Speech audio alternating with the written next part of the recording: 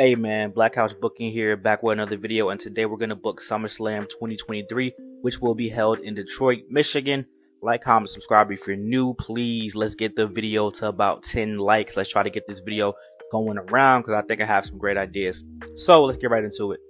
So I'm going to book this a little bit more realistic than normal. I could book a mega show easily, but I'm going based off of Vince McMahon having more influence than he's had previously, off of the current champions and a couple of storylines that I think are going to come to fruition at SummerSlam.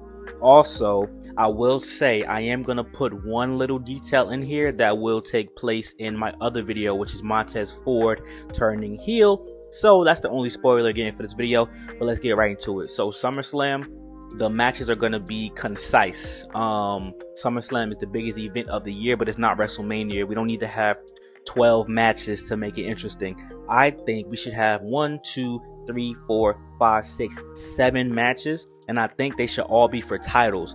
The only thing I think is going to happen is I think Omos will get a match against someone, but I'm not booking Omos in my SummerSlam. So I think these are the matches that should take place, and the order that it should take place, it can vary, but I'm going to try to go in the best order I can. So number 1, for the Raw Tag Team Championships, it will be the Street Profits versus Sami Zayn and Kevin Owens. Why? Because we're splitting titles. So the first step is to challenge for one title specifically.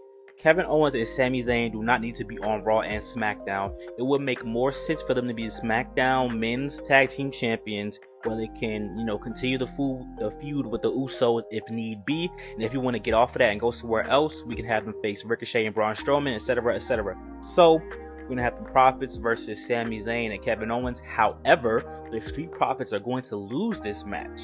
They're going to lose this match. And, before, they've been a little chippy with Sami and Kevin in the build-up, but there's been mutual respect. So at the end, you see Angelo Dawkins go for the handshake. He's shaking hands with Sami and Kevin. But then you see Montez Ford. He holds back, hits the super kick on Sami Zayn. It starts attacking Kevin Owens. Kevin Owens is fighting back. Then Dawkins starts to help Montez Ford, and that officially turns the Street Profits heel, which will lead us to something else in my other video, which you guys could check out. It will drop today as well. So that's the first match. After the match, you have a backstage segment with Bianca Belair and the Street Profits, where Bianca Belair is like, "Hey, what's going on? What's gotten into you?" And Montez is like, "Listen, look, I love you. You're my wife, but I have to do what's best for me. We have to do what's best for the Street Profits. Go out there and defend your title, and I wish you the best of luck. But now I'm showing them a different side of Montez." So that's a cool little segment that we're gonna get into. The next match will be for the Raw Women's Championship, which will be Bianca Belair versus Chelsea Green. Why? Because I think Bianca Belair is going to get a couple more throwaway opponents. I don't think she's going to get anybody of noteworthy that we're going to say, oh yeah, she's definitely going to win. However, something that I forgot to mention is the winners of the previous Premium Live events, Money in the Bank. Raquel Rodriguez is going to win in this universe. I would rather Dakota Kai win, but I can see Raquel winning and her and Liv drop the tag team championships along the way. And LA Knight won the men's Money in the Bank. Keep that in mind for later on. So, in a nutshell, Bianca Belair versus Chelsea Green, basic match, blah, blah, blah. While that's going on, Raquel cashes in to make it a triple threat. Now, Raquel isn't heel or anything like that. She would do something with honor, which is to challenge Bianca Belair before the match, or at least come in during. So, even before the match starts, Raquel cashes in, making it a triple threat. She doesn't just do it randomly while the match is taking place.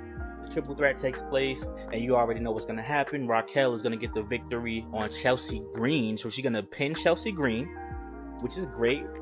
But Bianca Belair is going to turn heel, so we have 2 heel turns already, because Bianca Belair is going to, accompany Montez Ford to the ring more, and, the Street Profits and Bianca Belair will be heel. So she attacks Raquel after faking a handshake, faking congratulations, things like that, and she attacks Raquel with the briefcase, but Raquel is the new Raw Women's Champion.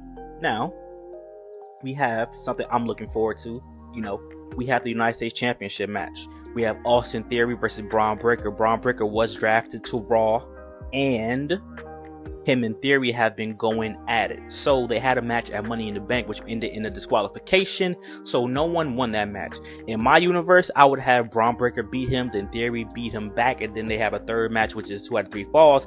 But let's just realistically, Theory's not going to lose that belt yet.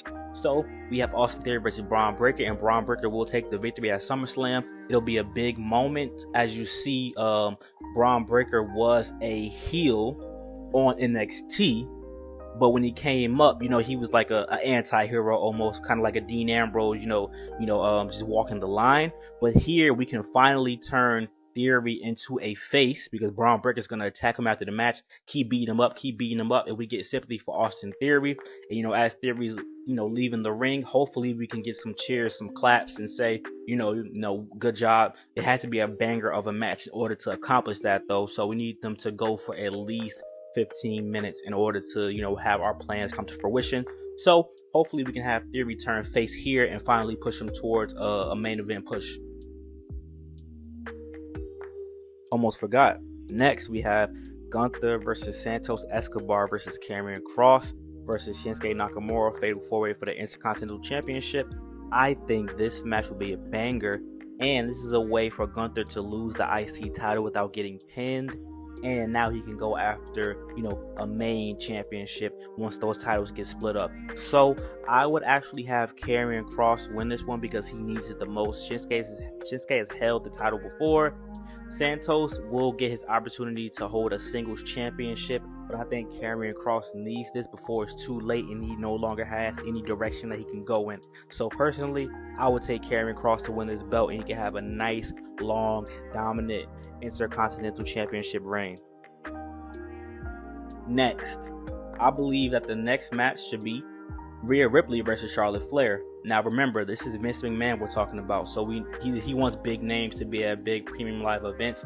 I don't think Charlotte Flair is going to be back for Money in the Bank. Obviously, Zelina Vega is challenging Rhea Ripley, which I'm very happy about, but that's not going to be a long-term feud.